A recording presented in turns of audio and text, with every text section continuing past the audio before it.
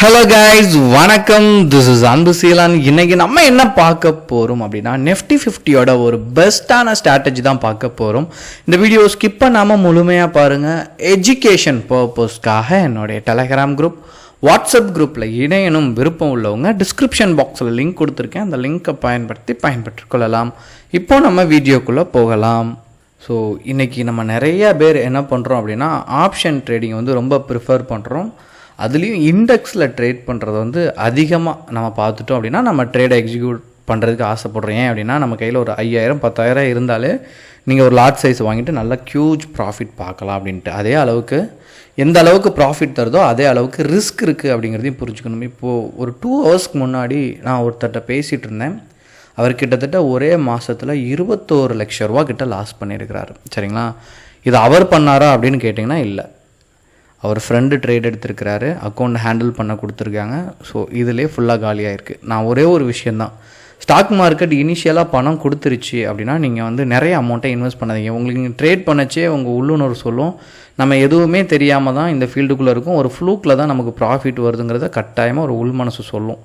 அப்போமே கொஞ்சம் உஷாராகி ப்ராஃபிட்டை வெளியே எடுத்துகிட்டு சின்ன அமௌண்ட்டை போட்டு ப்ராக்டிஸ் பண்ணிடுங்க. சரிங்களா? இல்லை ஹியூஜ் அமௌண்ட் போட்டிங்கன்னா என்டையராக ஒரு நாள் மார்க்கெட் சரியும், அந்த நேரத்தில் உங்களுக்கு என்டையராக மணி என்ன ஆயிரும் அப்படின்னா 0 ஆயிரும். ஏன்னா ஆப்ஷன் ஹைலி ரிஸ்க்கு.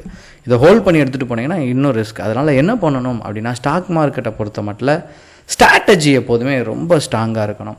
இப்போ நிறைய பேருக்கு நெஃப்டி தெரியும், நெஃப்டியில் ட்ரேடு எடுக்கிறாங்க அப்படின்னா இது எப்படி மேலே ஏறும் இறங்கும் அப்படின்னு கேட்டோம் அப்படின்னா அவங்க சொல்கிறது என்ன சொல்லுவாங்க அப்படின்னா, சார் மார்க்கெட் ஒரு ஜிக்ஸாக் மோடில் ட்ராவல் ஆகும், இது சப்போர்ட், நம்ம மேலே ஒரு லைன் எடுத்துட்டோம் அப்படின்னா ரெசிஸ்டன்ட். ஸோ சப்போர்ட்லேருந்து ரெசிஸ்டண்ட்டை நோக்கி போகும், ரெசிஸ்டன்ட்லேருந்து சப்போர்ட்டை நோக்கி வரும், சப்போர்ட்லேருந்து ரெசிஸ்டண்ட்டை நோக்கி போகச்ச பையும், ரெசிஸ்டன்ட்லேருந்து சப்போர்ட்டை நோக்கி வரச்ச செல்லும் அப்படின்னு சொல்லுவோம். சரிங்களா? ஆனால் நீங்கள் ட்ரேட் எடுக்கச்ச என் நம்பர் ஆஃப் ப்ராப்ளத்தை நீங்கள் ஃபேஸ் பண்ணுவீங்க.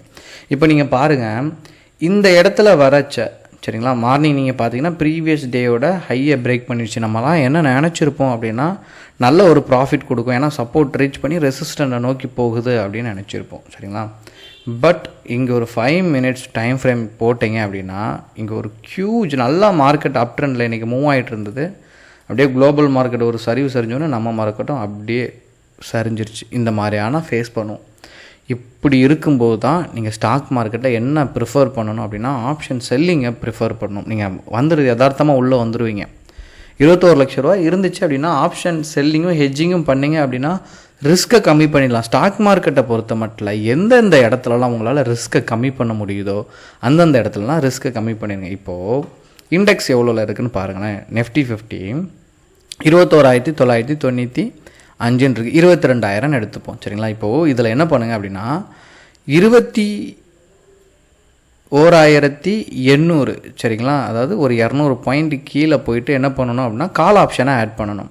இங்கே நான் ஆட் பண்ணியிருக்கேன் பாருங்கள். அதாவது இந்த மணி காலுக்கு இந்த மணி, புட்டுக்கு இந்த மணி, புட்டுக்கு மேலே இருக்குது, அதாவது 22,000க்கு மேலே இருக்கிறது ஒரு 200 பாயிண்ட் மேலே போயிட்டு என்ன பண்ணணும், புக் பண்ணிவிட்டு, அதாவது இந்த ப்ரீமியம் சரிங்களா ஸ்ட்ரைக் ப்ரைஸாக கரெக்டாக எடுத்துக்கணும். சரிங்களா? இந்த மணியோட ஸ்ட்ரைக் ப்ரைஸ் ஒரு 200 பாயிண்ட் முன்ன பின்ன அப்படி எடுத்துகிட்டு நான் இதனுடைய சார்ட் ரெண்டையுமே நான் வியூ பண்ணுறேன்.